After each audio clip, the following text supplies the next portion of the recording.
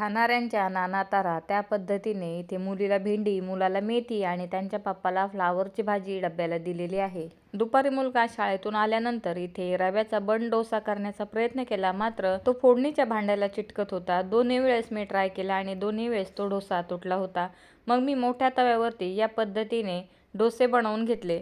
त्याच्यानंतर काही जेवण केलं नव्हतं म्हणून संध्याकाळी खूप भूक लागली, तर संध्याकाळी गहूचे पीठ आणि मेथीची भाजी टाकून या पद्धतीने स्नॅक्स बनवून घेतले. तर वेगवेगळ्या पद्धतीचे बनवले, काही त्रिकोणी, काही लांब आणि काही गोल मठरीप्रमाणे बनवून घेतले. तर हे एवढे टेस्टी झाले होते, वाटलंसुद्धा नव्हतं.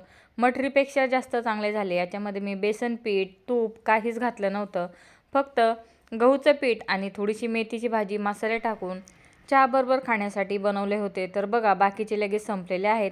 मुलाने ते बिस्किटसुद्धा खाल्ले नाही. त्यालासुद्धा हा नाश्ता एवढा आवडला. याची रेसिपी लवकरच मी आपल्या चॅनलवरती पोस्ट करेल.